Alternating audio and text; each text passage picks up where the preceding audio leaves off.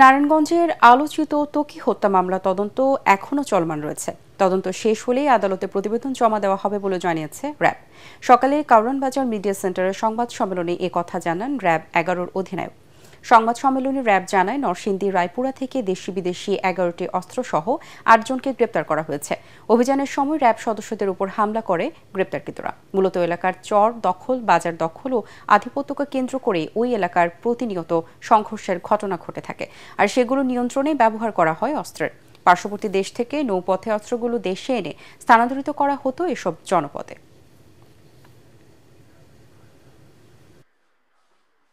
একটা মামলা যখন তদন্ত থাকে, এটা অবশ্যই তদন্ত শেষে আপনাদেরকে বিস্তারিতভাবে জানানো হবে। এখন এটা তদন্ত প্রক্রিয়াধীন, চলমান রয়েছে এবং আমাদের অনেক ডেভেলপমেন্টও আছে। আমরা অতি শীঘ্রই এটার দিয়ে দিব। নৌপথগুলো একটু আমাদের আনসিকিউর থাকে, এখানে আসলে সিকিউরিটি প্রোভাইড করা আমাদের ওইভাবে করে সম্ভব হয় না, বা আমাদের এটাও কম। তো তারা নৌ রুটটাকেই ব্যবহার করে থাকে, নৌপথের মাধ্যমে মূলত এই বিশেষ করে এই চরাঞ্চলগুলোতে নরসিংদী, মুন্সিগঞ্জ এইসব এলাকার যে অস্ত্রগুলো যেগুলো আসে, তারা নৌপথটাকে ব্যবহার করে থাকে।